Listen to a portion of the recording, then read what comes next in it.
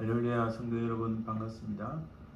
오늘 2020년 6월 14일 주일 예배를 하나님께 드리겠습니다. 이제 찬송 38장 드림으로 하나님께 예배 드리겠습니다.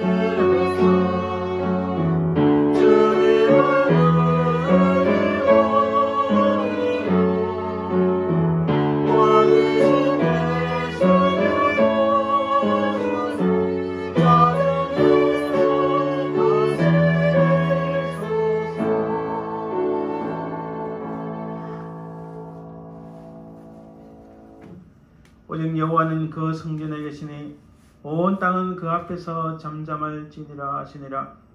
하나님은 영이시니 예배하는 자가 영과 진리로 예배할지니라. 아멘.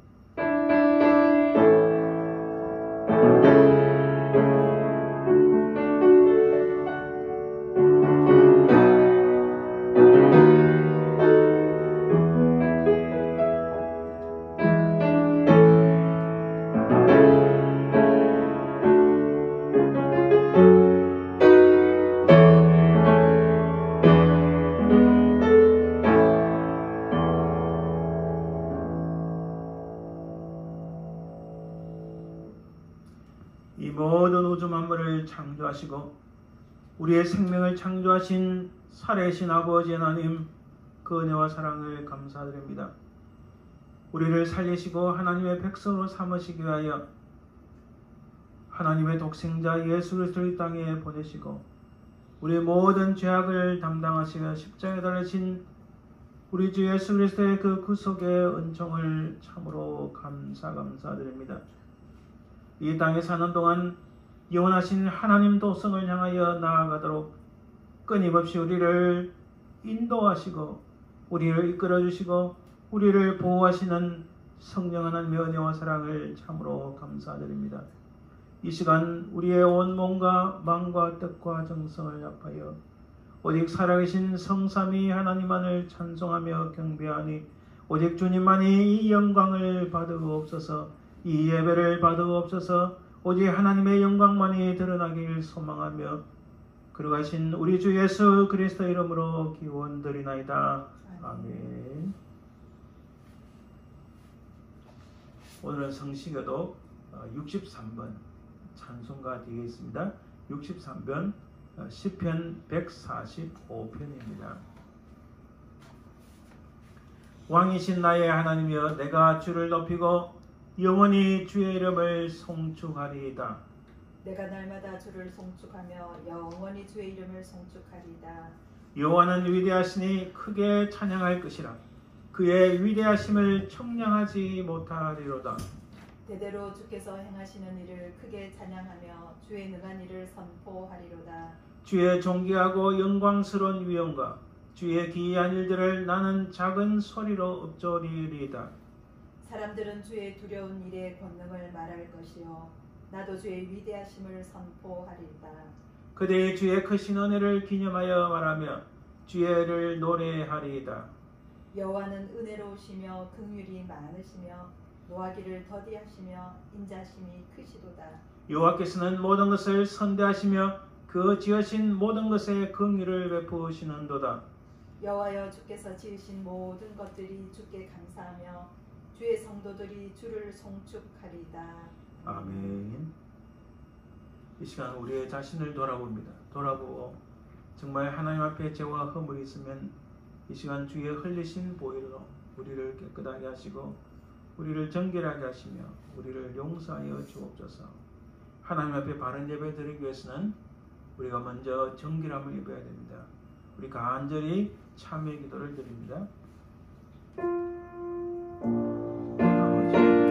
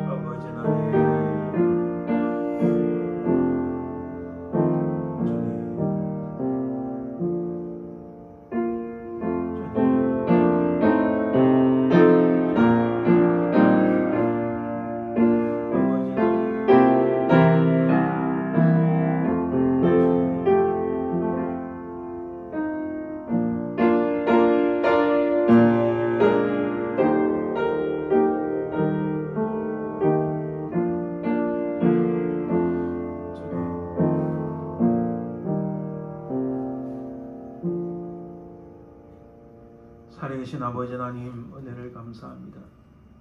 우리 하나님의 은혜는 무궁한데 우리 자신을 돌아보니 참으로 나약하고 부족한 것뿐임을 깨닫습니다. 아버지 하나님, 우리의 모든 죄와 허물들을 주의 십자가 밑에 내려놓으니 주님의 그 흘리신 보혈로서 우리를 깨끗하게 씻겨주시고 우리 모든 죄악들을 용서하옵소서. 우리 자신을 돌아보니 하나님 나라의 것보다 이 땅의 것을 추하기에 빡빡고 참으로 하나님을 쫓아가는 것보다 이 땅의 것을 쫓아가기에 바빴던 우리의 모습이 아닙니까? 하나님, 우리의 모든 모습들을 용서하시고 이후로부터 우리가 정말 주님을 따라가고 오직 주의 말씀을 붙잡고 살아가는 저희들 되게 도와주옵소서. 감사드리며 거룩하신 예수님 이름으로 기도드립니다. 아멘. 이 시간 사도신경을 통하여 우리의 신앙을 고백하겠습니다. 전능하사 천지를 만드신 하나님 아버지를 내가 믿사오며 그의 아들 우리 주 예수 그리스도를 믿사오니 이는 성령으로 잉태하사 동정녀 마리아에게 나시고 본디오 빌라에게 고난을 받으사 십자가에 못 박혀 죽으시고 장사한 뒤 사흘 죽은 자 가운데서 다시 살아나시며 하늘에 오르사 전능하신 하나님 우편에 앉아 계시다가 절에서 산 자와 죽은 자를 심판하러 오시리라. 성령을 믿사오며 거룩한 공예와 성도가 서로 같은 것과 죄를 사하여 주는 것과 몸이 다시 사는 것과 영원히 사는 것을 믿사옵나이다. 아멘. 시간 찬송 91장 슬픈 마음 있는 사람 하나님께 드립니다.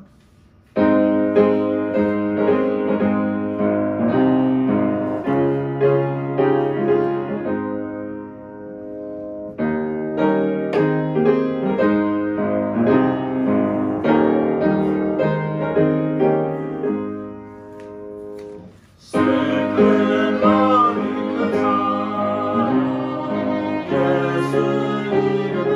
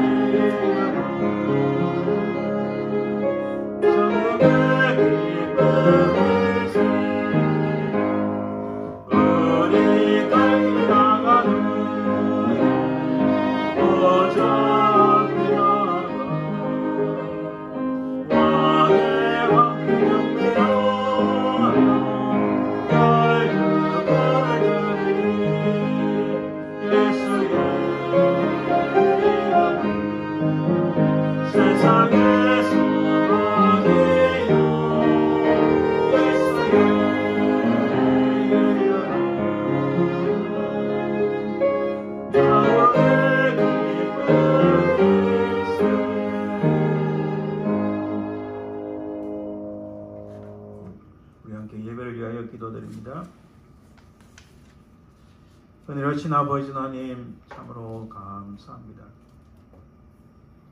우리는 다 죽었던 인생들인데 우리 주 예수 그리스도의 십자가의 구속의 은혜로 말미암아 살리심을 받고 살리심을 받았을 뿐만 아니라 하나님의 백성, 하나님의 자녀, 하나님 나라의 상속자로 붙잡아주시고 만들어주심을 감사드립니다. 하나님이 이 땅에 사는 동안 정말 하나님 나라의 상속자로서 하나님 나라의 백성으로서 강하고 담대하게 살아가는 저희들 되게 도와주옵소서. 세상이 갈수록 흔들립니다. 믿음이 땅에 떨어집니다.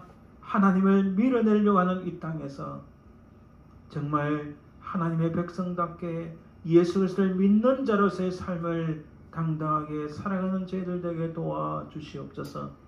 우리를 돌아보니 참으로 연약합니다. 우리에게 지혜를 주시고 성령의 충만함을 허락해 주옵소서. 우리가 발을 딛는 것보다 하나님의 역사가 일어나게 도와주시옵소서. 이 예배를 통하여 하나님의 영광이 드러나며 예배를 드리는 모든 심령들을 위해 주의 은혜가 넘치고 주의 성령께서 역사하여 주시옵소서. 아버지 하나님, 참으로 세상이 흔들리고 수많은 사람들이 이 전염병으로 인하여 고통을 받고 신음하고 있는데 우리 아버지 하나님, 그들을 위로하시고 치유하여 주시옵소서. 그들을 붙잡아 주시고 불쌍히 여겨 주시옵소서. 이 나라가 어떤 나라입니까? 하나님의 말씀 가운데 믿음으로 세워진 나라인데 이 나라가 다시 하나님 앞에 귀하게 쓰임받는 크신 은혜를 베풀어 주시옵소서. 아버지 하나님, 이곳의 모든 교회들이 다시 한번 놀랍게 부흥하는 은혜가 있도록 도와주옵소서.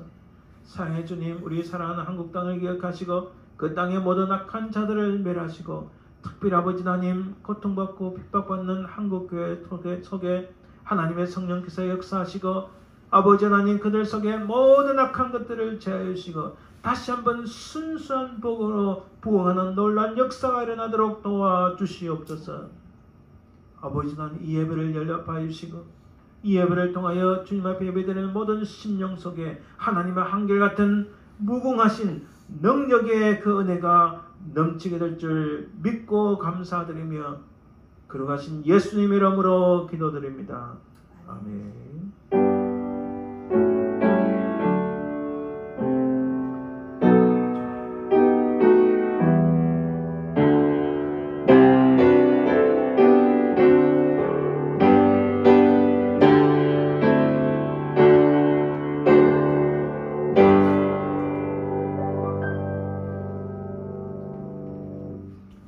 찬송 204장 주의 말씀 듣고서 찬양드립니다.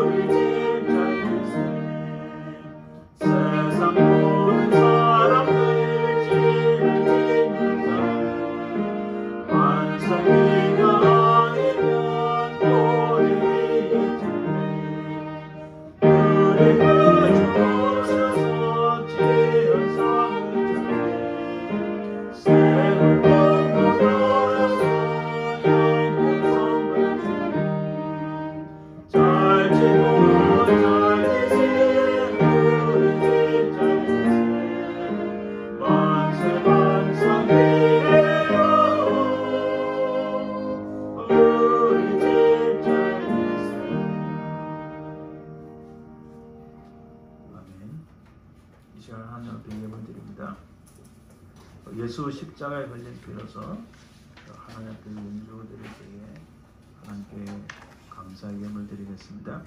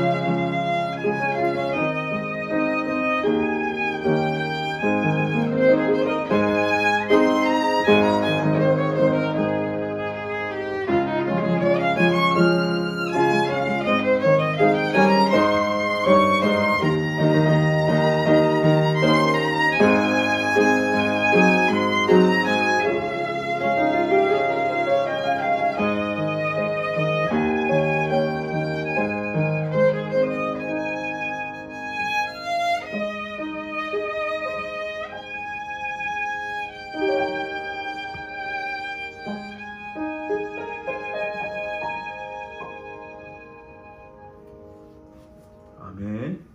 감사합니다. 이제 우리 예물을 넣고 같이 기도하겠습니다. 은혜로우신 아버지 하나님 감사합니다. 이 세상 모든 만물의 주인이 아니십니까? 심지어 우리 생명까지도 하나님의 것임을 고백합니다. 주신 것에 감사하여 늘 우리를 붙잡으시고 함께 주심에 감사하여 우리 가진 것에 구별하여 하나님 앞에 드리나이다. 우리 아버지 하나님, 이 예물을 통하여 우리의 마음과 우리의 정성을 받아주시고 이 예물을 통하여 하나님 나라 확장되고 주의 거룩하신 일들이 많이 일어나는 은혜를 베풀어 주옵소서. 드린 손길을 잡아주시고 은혜의 은혜를 더하시고 복의 복을 더하소서. 하나님, 우리의 삶의 현장 속에 주의 성령서 역사하셔서 우리의 삶의 지경이 넓어지게 하시고 이 땅에 사는 동안 강건한 육신의 복과 물질의 복과 평안의 복을 누리는 저희들 되게 하옵소서.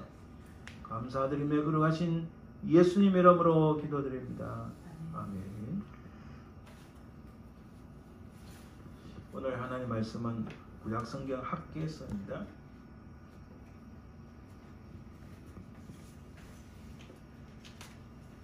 구약성경 1309쪽, 구약성경 1309쪽 학개서 1장 1절에서 15절까지입니다.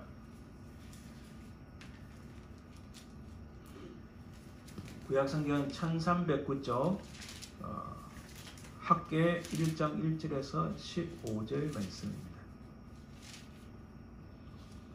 제가 말씀을 봉독해 드립니다. 학개 1장 1절입니다. 달의 왕 제2년 6째 달 곧 그 달 초하루에 여호와의 말씀이 선자 학개로 말미암아 스알디엘의 아들 유다 총독 스룹바벨과 여호사닥의 아들 대제사장 여호수아에게 임하니라. 이르시되 만군의 여호와가 이같이 말하여 이르노라. 이 백성이 말하기를 여호와의 전을 건축할 시기가 이르지 아니하였다 하느니라. 여호와의 말씀이 선자 학개에게 임하여 이르시되 이 성전이 황폐하였거늘 너희가 이때에 판벽한 집에 거주하는 것이 옳으냐. 그러므로 이제 만군의 여호와가 이같이 말하노니 너희는 너희의 행위를 살필지니라. 너희가 만일 뿌릴지라도 수확이 적으며 먹을지라도 배부르지 못하며 마실지라도 흡정하지 못하며 입어도 따뜻하지 못하며 일꾼이 삭슬 받아도 그것을 구멍 뚫어진 전대에 넣음이 되느니라. 만군의 여호와가 말하노니 너희는 자기 행위를 살필지니라. 너희는 산에 올라가서 나무를 가지다가 성전을 건축하라. 그리하면 내가 그것으로 말미암아 기뻐하고 또 영광을 얻으리라. 여호와가 말하였느니라. 너희가 많은 것을 바랐으나 도리어 적었고 너희가 그것을 집으로 가져가시나 내가 불어버렸느니라. 나 만군의 여호와가 말하노라. 이것이 무슨 까닭이냐. 내 집은 황폐하였으되 너희는 각각 자기의 집을 짓기 위하여 빨랐음이라. 그러므로 너희로 말미암아 하늘은 이슬을 그쳤고 땅은 산물을 그쳤으며 내가 이 땅과 산과 곡물과 새 포도주와 기름과 땅의 모든 소산과 사람과 가축과 손으로 수고하는 모든 일에 한죄를 들게 하였느니라. 스알델의 아들 스룹바벨과 여호사닥의 아들 대제사장 여호수아와 남은 모든 백성이 그들의 하나님 여호와의 목소리와 선지자학계의 말을 들었으니 이는 그들의 하나님 여호와께서 그를 보내셨음이라. 백성이 다 여호와를 경외하며 그때 여호와의 사자학계가 여호와의 위임을 받아 백성에게 말하여 이르되 여호와가 말하노니 내가 너희와 함께하노라 하니라. 여호와께서 스알델의 아들 유다 총독 스룹바벨의 마음과 여호사닥의 아들 대제사장 여호수아의 마음과 남은 모든 백성의 마음을 감동시키시며 그들이 와서 만군의 여호와 그들의 하나님의 전공사를 하였으니 그때는 달의 왕 제2년 여섯째 달 24일이었더라. 아멘. 우선 한 가지 광고드립니다. 이제 공식적으로 아마도 클로즈 다운 되었던 것들이 오픈하는 시간이 가까이 오는 것 같습니다. 우리가 상황을 보아 언제부터 교회에서 예배드릴지는 제가 말씀을 드리겠지만 그 가까운 시일에 되지 않을까 생각합니다. 끝까지 건강에 유의하시고 조심하시고 우리가 교회에서 예배드릴 수 있도록 계속 기도해 주시길 바랍니다. 이 시간 우리 함께 기도합니다. 먼저는 이 예배를 위해서 기도해 주시길 바랍니다. 하나님 말씀을 통하여 우리의 심령이 새로워지고 또 말씀을 증거하는 저를 위해서도 기도해 주시길 바랍니다. 이 나라와 이 땅을 위해서 기도합시다. 200만이 넘는 사람이 이 전염병에 감염되었는데 하나님 이들의 고통을 위로하시고 이들을 치유하여 주시옵소서. 또 이 나라가 다시 복음으로 새로워지는 역사가 있도록 기도해 주시고 또 우리 사랑하는 한국 땅을 위하여 간절히 기도해 주시길 바랍니다. 함께 기도합니다. 아버지 하나님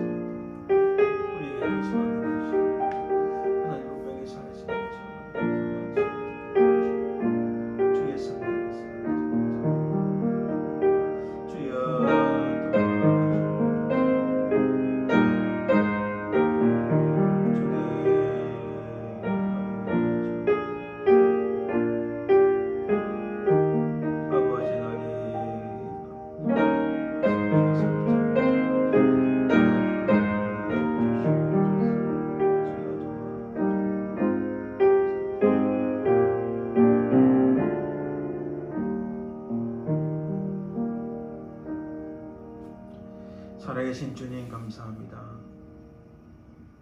이 시간 이 예배를 통하여 우리가 하나님 살아계심을 체험하고 하나님을 만나는 귀하고 복된 시간 되게 하옵소서. 주의 말씀을 통하여 우리에게 은혜 주시고 우리의 심령을 사로잡아 주시고 말씀을 증거하느냐 듣느니나 한결같은 하나님의 그 은혜와 능력을 맛보는 귀한 시간 되게 하옵소서.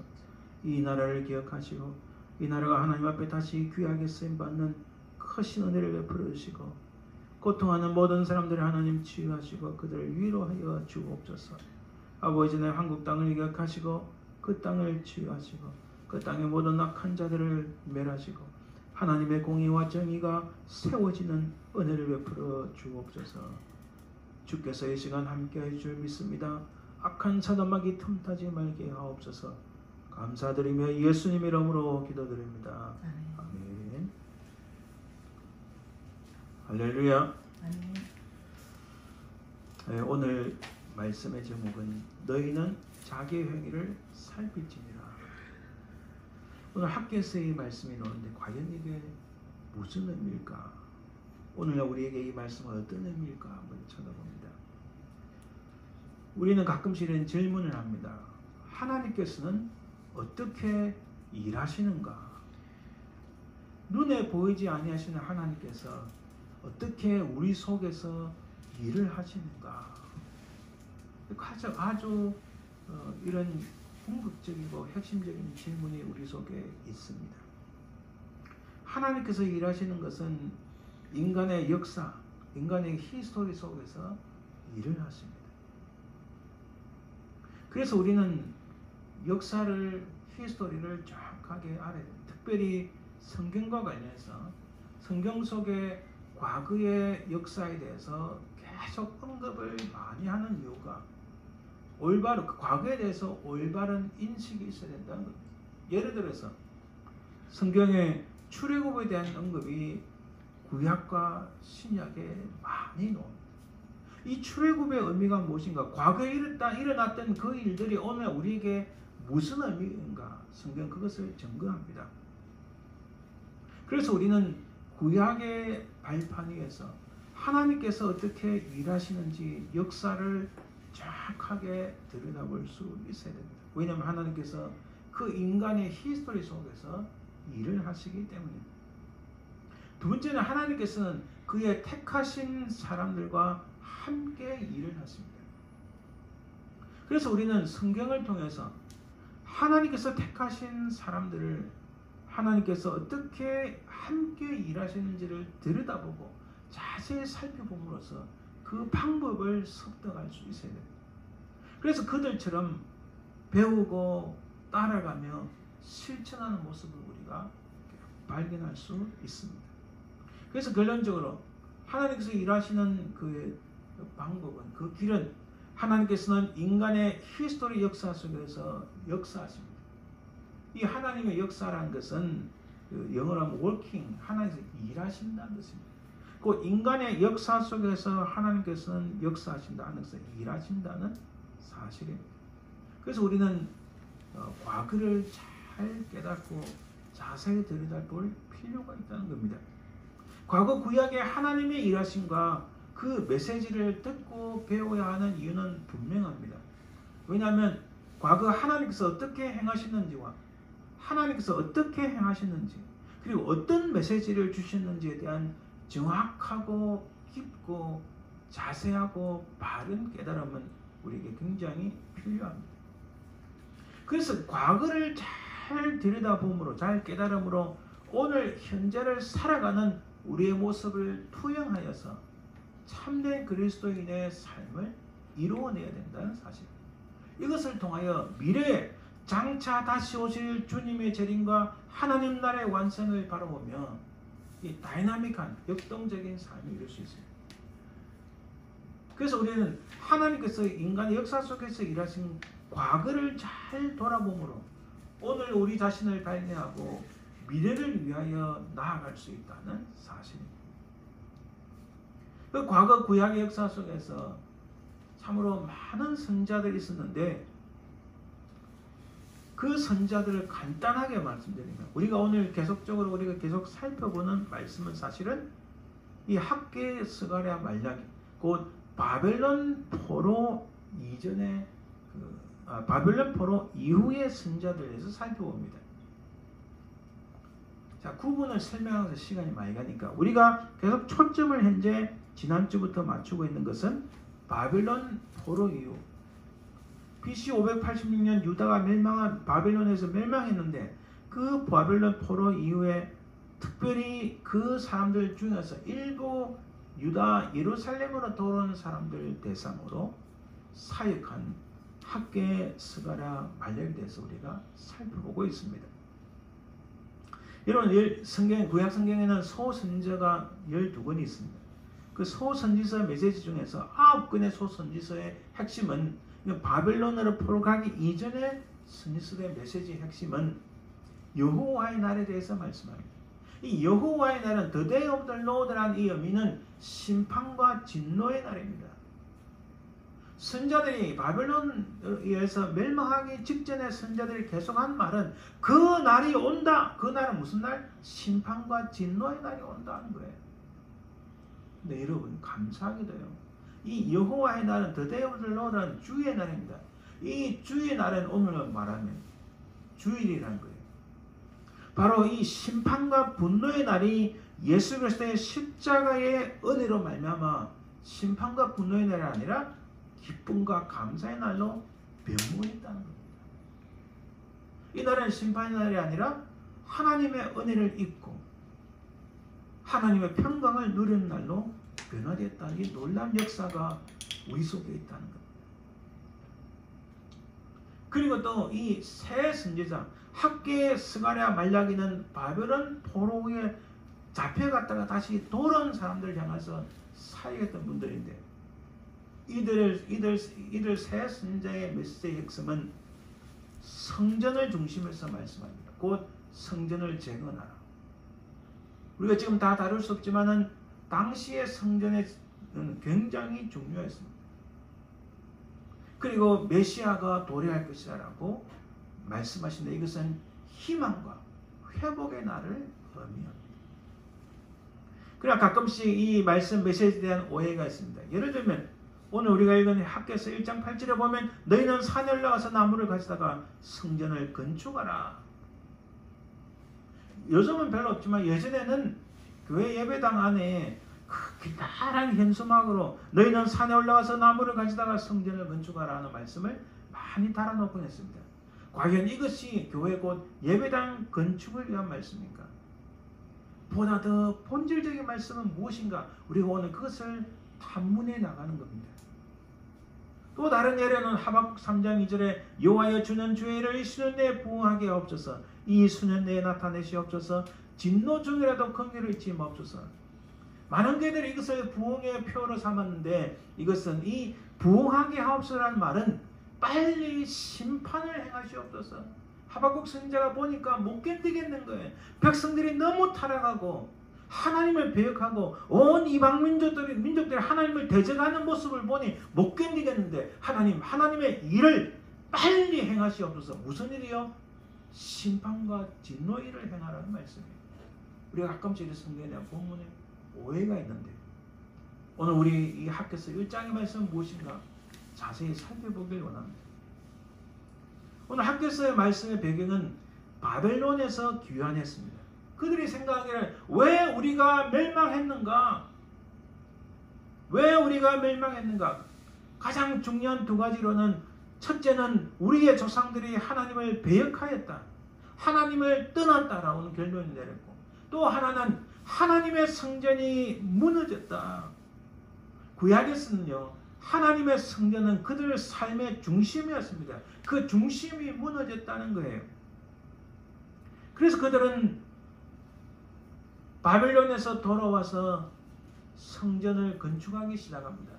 바벨론에서 돌아올 수 있었던 것은 오늘 우리 본문에 나오는 다리오 왕 제2년 이렇게 다리오 왕 곧 메데-바사 페르시아가 바벨론을 무너뜨리고 난 다음에 다리오 왕 때에 그들은 고향으로 돌아올 수 있었는데 고향에 돌아와서 성전을 건축하기 시작합니다. 그때가 BC 536년입니다.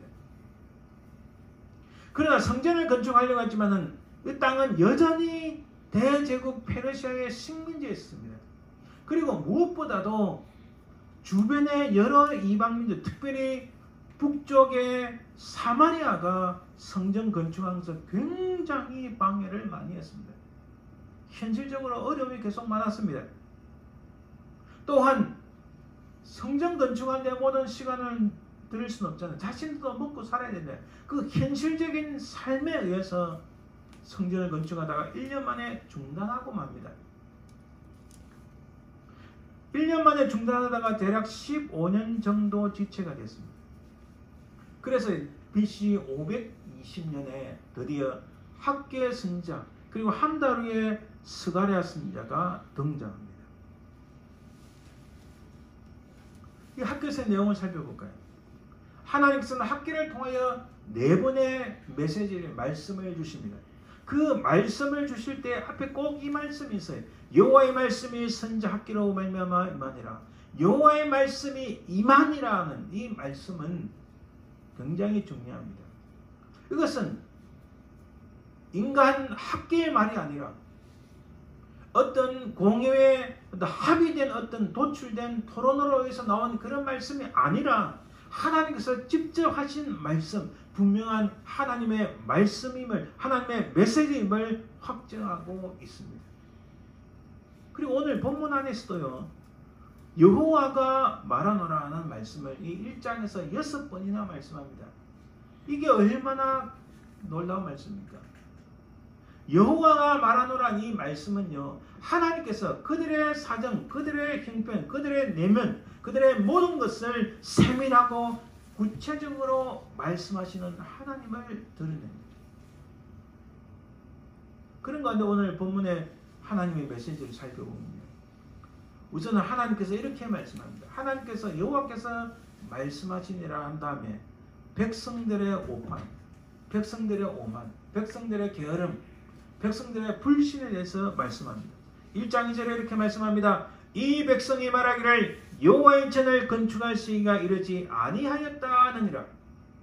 하나님께서 그들을 딱 지적합니다. 너희들이 지금 하고 있는 말은 여호와의 전을 건축할 시기가 이르지 아니하였다.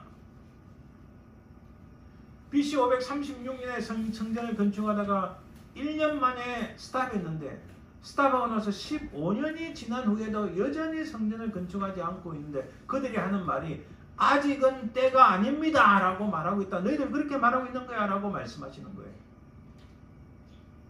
그리고 1장 4절에 하나님께서 이렇게 말씀하십니다. 이 성전이 황폐하였거늘 너희가 이때에 판벽한 집에 거주하는 것이 옳으냐. 아하.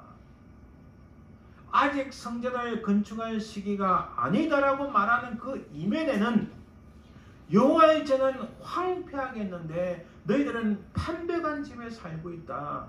좋은 집에 럭셔리한 하우스에 살고 있다. 이렇게 지적합니다. 그리고 1장 9절에 내 집은 황폐하였을 때 너희는 각각 자기의 집을 짓기 위하여 빨렸습니다. 지금 하나님께서 이 문제의 핵심을 정확하게 찌르고 있습니다. 너희들이 아직 때가 아니라고 말을 하지만은 실제로 보니까 너희들 집을 멋지게 럭셔리하게 꾸미게 바빴지 하나님의 성전을 짓는 데는 아무런 관심이 없다라고 핵심을 찔러 말씀하십니다. 이것을 우리가 자세히 살펴보면 이렇습니다. 하나님께서는 이 집은 황폐했다. 이 집은 그리고 너희의 집은 여기 우리 성경에서는요. 여호와의 전을 이 4절에 보면 이 성전이 되는데 원래 이 성전이라는 이 말씀은요. 이 집이란 거예요. 이 집. 이 히브리어는 바이트란 건데 이 집, 곧 하나님의 집. 이 집은 황폐한데 너희 집은 너희 집도 같은 단어 썼습니다. 바이트. 너희 집은 판벽한 집이다. 하나님께서 이렇게 똑같은 단어와 유사단을 통해서 정확하게 그들의 문제점을 지적합니다. 이 집 하나님의 집은 황폐한데 너희 집은 판벽한 집이다 라고 말씀합니다. 이 판벽한이라는 단어가 무슨 뜻일까요? 이것은 패널도 혹은 카볼. 자, 이것은 이 보세요. 제가 그림을 하나 가지고 왔습니다. 우리 집 거실에 걸려있는 그림인데 과거 옛날 제가 한국에서 정영롯 화백님이 제 손을 가지고 그림을 그리신 겁니다. 이 그림을 가지고 제가 미국에 왔는데 미네소타 제가 기숙사에 살 때 그 기숙사에서 일대 청소를 하면서 청소 용역업체가 이 좋은 이 멋진 그림의 펜을 아주 둘레를 감싸고 있는 부분을 부러뜨리고 말았어요.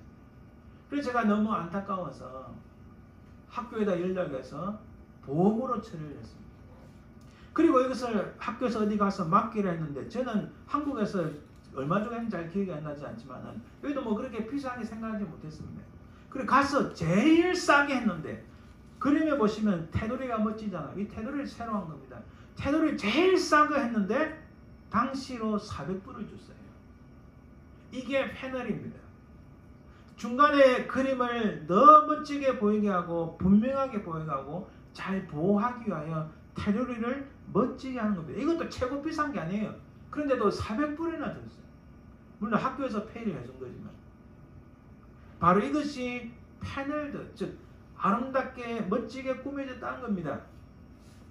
너희 집은 판배가, 너희 집은 패널드, 너희 집은 카벌드, 너희 집의 지붕은 덮어져 있다. 너희 집은 잘 꾸며져 있다. 이 말은 하나님의 성전은 반대로 보면 하나님의 성전은 지금 지붕도 없다는 이야기로 볼 수 있어요. 하나님의 성전은 외벽도 없다는 의미로 볼 수 있는 겁니다.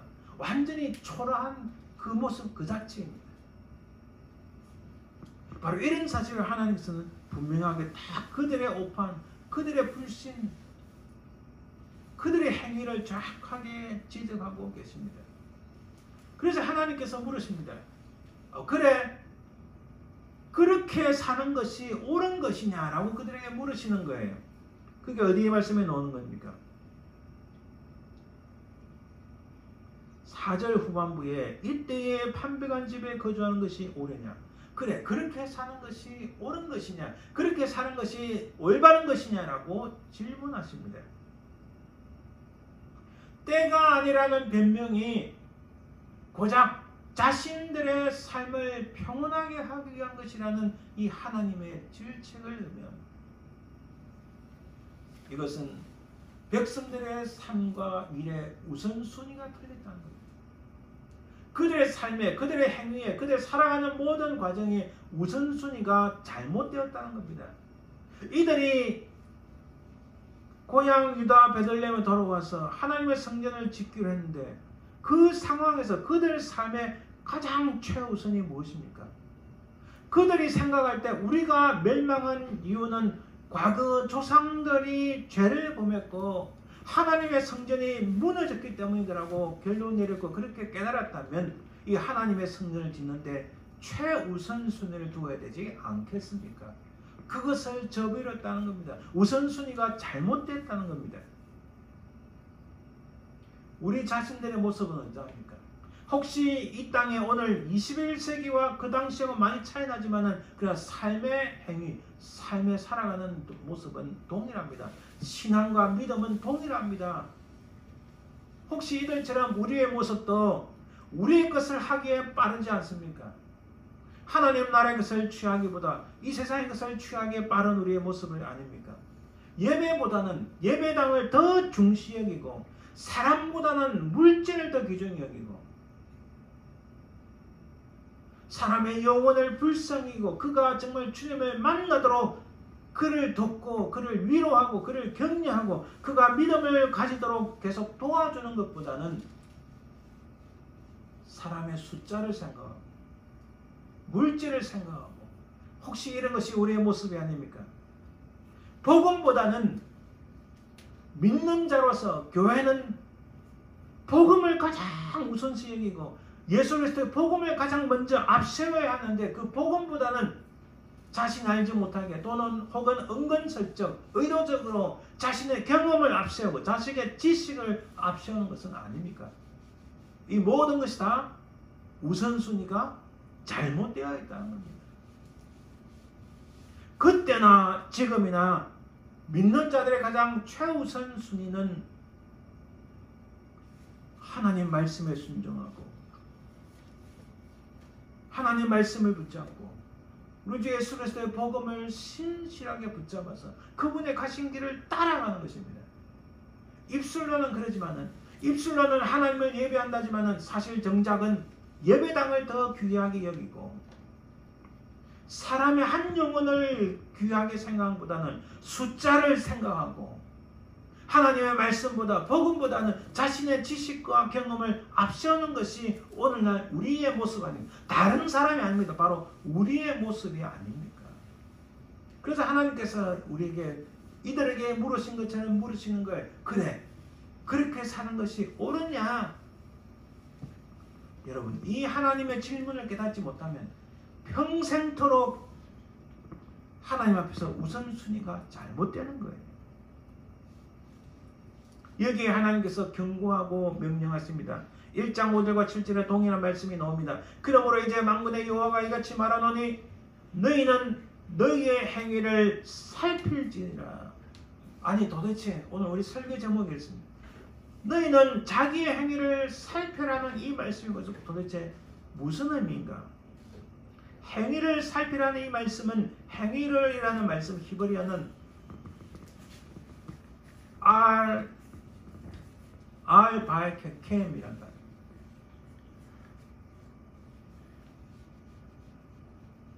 이것은 on your ways. 행위라는 것은 단순히 action, deed 이런 걸 의미하는 만 아니고 우리가 살아가는 모든 삶의 행위, 모든 삶의 way, 모든 삶의 길, 방식, 태도를 의미합니다.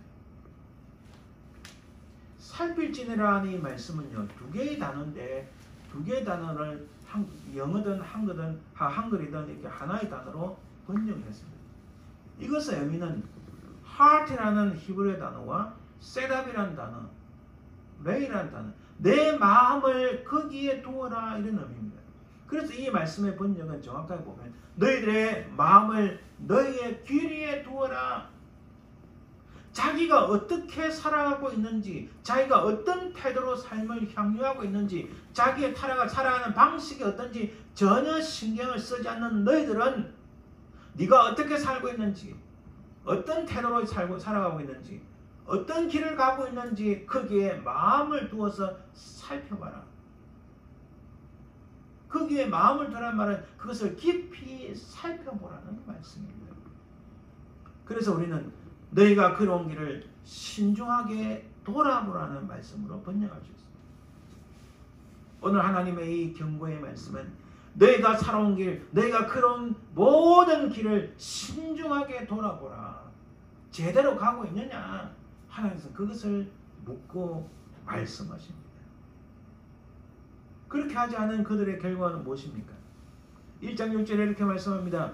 너희가 많이 뿌릴지라도 수확이 적으며 먹을지라도 배부르지 못하며 마실지라도 흡족하지 못하며 입어도 따뜻하지 못하며 이보다 더 불행한 인생이 어디 있습니까? 일꾼이 삭설받아도 그것을 구멍 뚫어진 전대에 넣음이 되느니라. 무슨 일을 하든지 다 망한다는 거예요.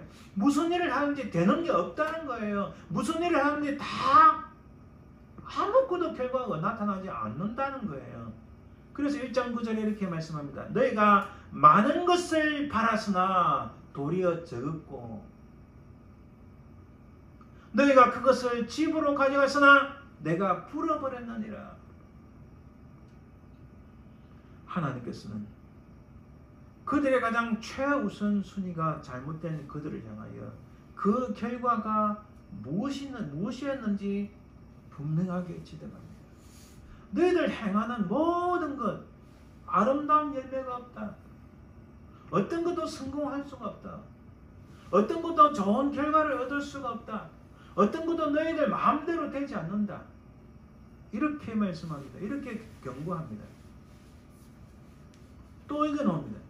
그러므로 너희로 말미암아 하나님은 이슬을 거쳤고 땅은 산물에 그쳤으며 내가 이 땅과 산과 곡물과 새 포도주와 기름과 땅의 모든 소산과 사람과 가축과 손으로 수고하는 모든 일에 한제를 들게 하였느니라.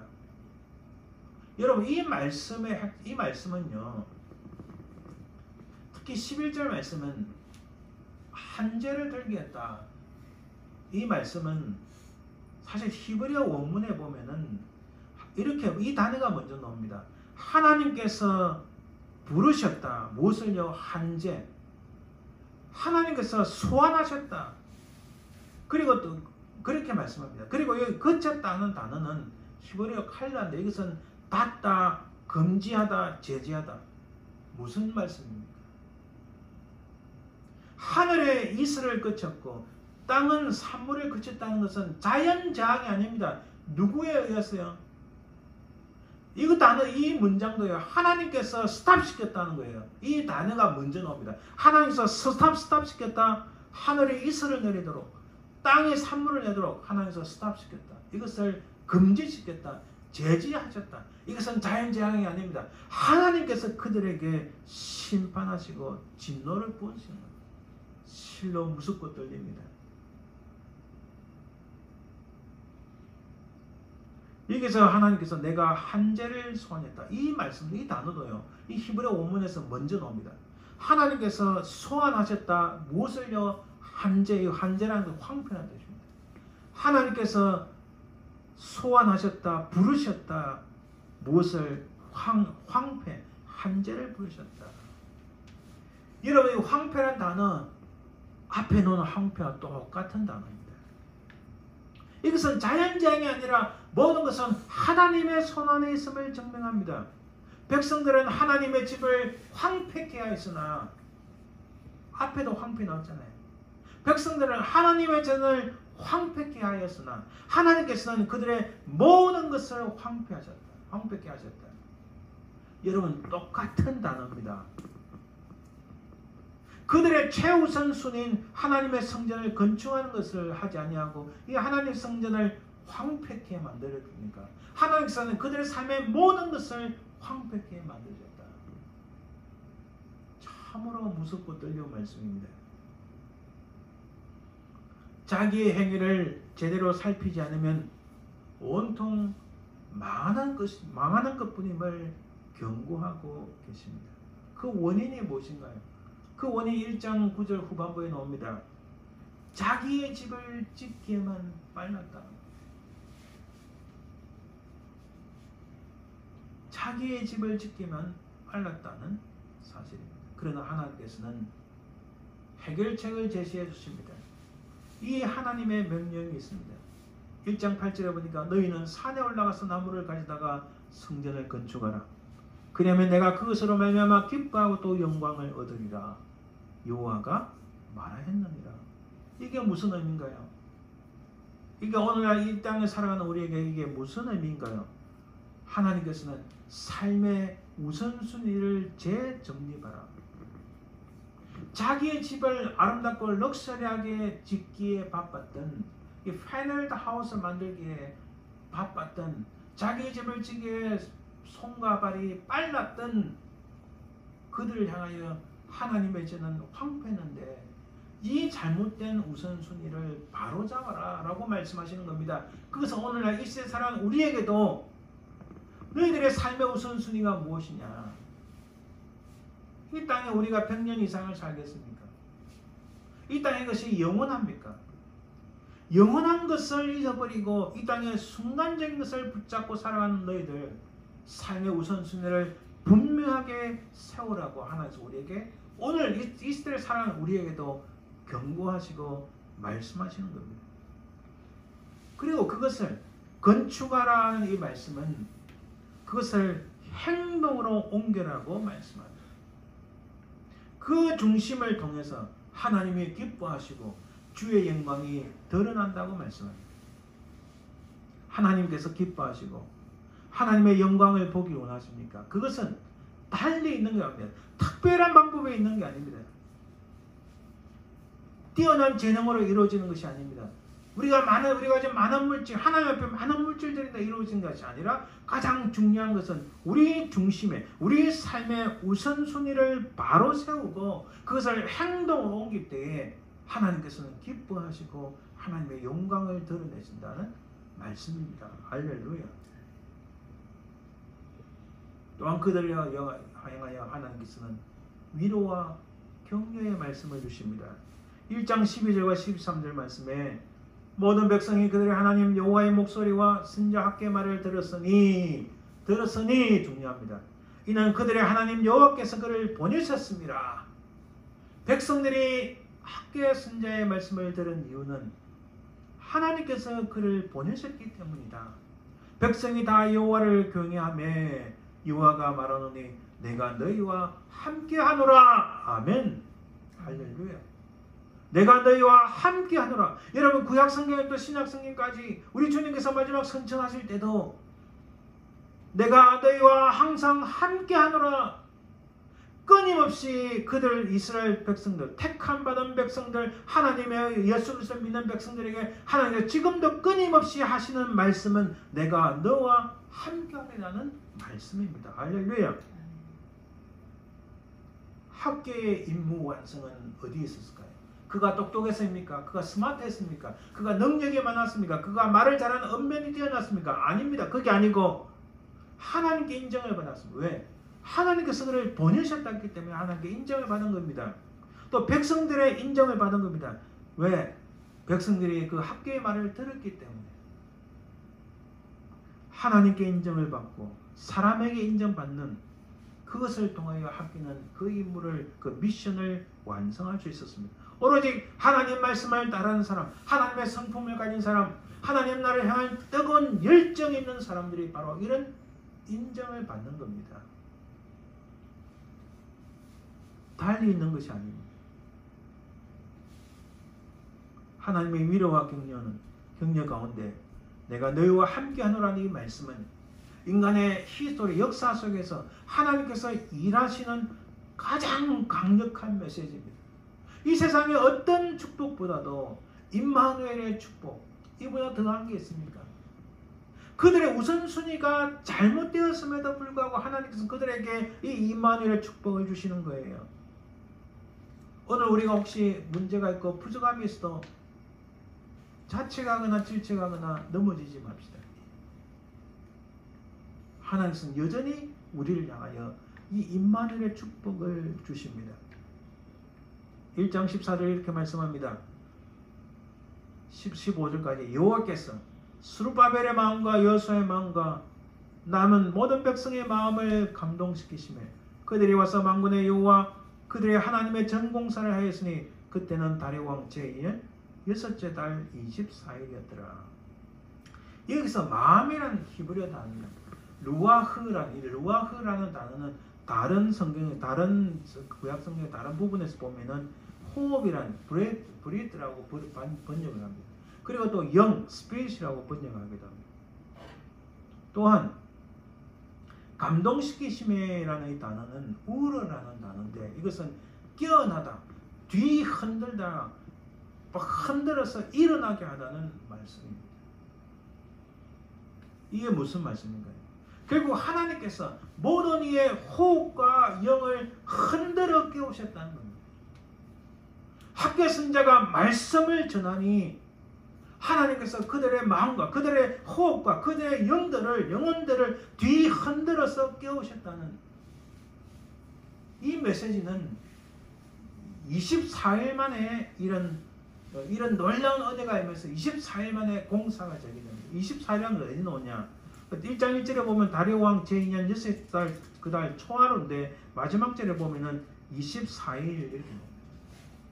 24일 만에 이 말씀을 듣고 하나님께서 그들의 호흡과 그들의 영들을 뒤흔들어서 깨우시니까 24일 만에 또 다시 다 일어나서 공사를 재개한 겁니다. 할렐루야.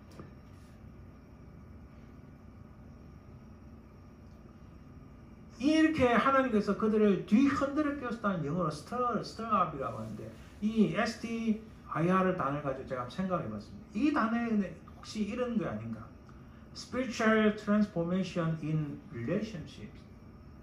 하나님과의 모든 관계 속에서 영적인 트랜스포메이션을 함으로, 영적인 변혁, 영적인 변화를 일으킴으로 이 하나님의 역사가 일어난다는 사실. 하나님과의 모든 영적인 관계를 새롭게 하여 하나님의 역사심에 동참하는 겁니다. 사랑하는 여러분, 혹시 우리가 이들처럼 우선순위가 잘못되었습니까? 우리의 생각이 좀, 아니 나는 늘 교회 중심적인데 무슨 말이야? 나는 하나님의 말씀을 사랑하는데 무슨 말씀입니까? 나는 복음을 전하는 열심인데 무슨 말씀입니까? 여러분 오늘 이 시대에 그런 거 가지지 않는 사람 어디 있습니까? 그래, 진정 그 중심에, 그 삶의 중심에, 그 생각의 중심에, 그 심령의 중심에 정말 하나님이 가장 최우선인지 우리는 살펴봐야 됩니다. 바로 그것을 다시 돌아보라고 하나님 말씀하시는 거예요. 우리 자신을 돌아보아 바른 우선순위를 가지고 정말 하나님을 신뢰하고 따라가고 주님의 제자가 되는 그 길에 최우선을 둔다면 하나님께서는 그 심령을 스톱, 그 심령의 spiritual transforming을 일으켜서 놀라운 역사를 일으킬 수 있습니다.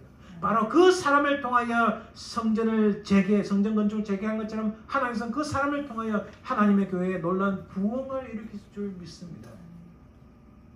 달리 말씀드리면 하나님의 성령의 충만밖에 다른 길이 없음을 우리에게 보여줍니다. 결론 맞습니다. 먼저 오늘 말씀은 우리 삶의 우선순위에 대한 것입니다. 성령 재건의 가장 핵심은 하나님과의 관계에 대한 것을 의미합니다. 단순한 건축을 하는 그 의미보다도 더 중요한 것은 하나님의 것을 가장 중요하게 여기고 하나님과의 관계를 가장 최우선으로 여기라는 말씀입니다. 이것은 하나님과의 관계를 회복하라는 말씀입니다. 또한 하나님의 성령의 충만함을 입어야 됩니다. 그들이 부족하고 연약했지만 그들의 삶의 우선순위를 제대로 돌릴 때에 하나님께서는 학계 선자를 통하여 말씀하시고 그리고 그들의 호흡과 그들의 영을 뒤흔들어 깨워서 24일 만에 성전을 건축하는데 다시 동참할 수 있도록 만드신 것처럼 우리가 우리 삶의 우선순위를 바로 세울 때 하나님의 성령의 역사가 일어날 줄 믿습니다. 하나님의 성령께서 우리에게 지혜를 주시고 우리에게 능력을 주시고 사람을 붙여주신 역사로 말미암아 하나님의 일하심이 하나님의 역사가 우리 가운데 일어날 줄 믿습니다. 사랑하는 여러분, 우리의 삶의 우선순위를 바르게 하고 성령의 강력한 인도하심과 감동을 힘입어 하나님께 쓰임받는 인생들이 되시기를 우리 주님의 이름으로 간절히 축원드립니다. 기도합니다. 살아계신 아버지 하나님 감사합니다. 아버지 하나님, 우리는 부족하고 연약합니다. 때때로 너무 무지합니다. 우리가 혹시 무엇이 잘못된지 깨닫게 하시고 우리의 삶의 우선순위를 바로 세울 수 있도록 도우시고 하나님과의 관계를 회복할 수 있도록 도와주옵소서. 우리 주의 성령께서 우리를 붙잡으시고 우리의 마음을 뒤흔들어 끼워주시고 하나님 기뻐하시는 일을 감당할 수 있도록 도와주시옵소서. 감사드리며 예수님의 이름으로 기도합니다. 아멘. 430장 찬송드립니다.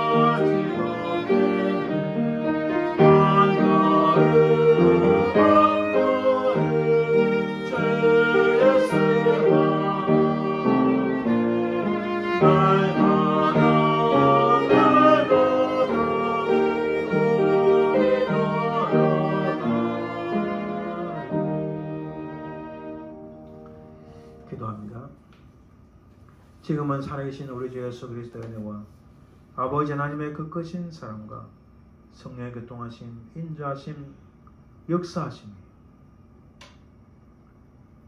우리의 삶의 우선순위를 바로 세우고 항상 성령의 충만함을 입어 하나님께 인정받고 사람께 인정받아 우리의 삶을 통하여 하나님을 기쁘시게 하고 하나님의 영광을 드러내길 소망하는 모든 주의 백성들을 위해 그 가족들을 위해 삶의 현장 위에 지금부터 영원토록 항상 함께 있을지어다.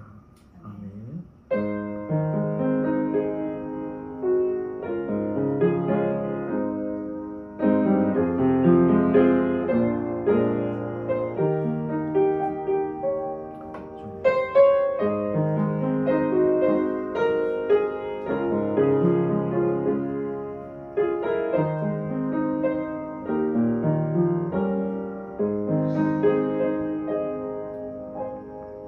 성도 여러분 수고하셨습니다. 복되고 승리한 한 주가 되시길 바랍니다.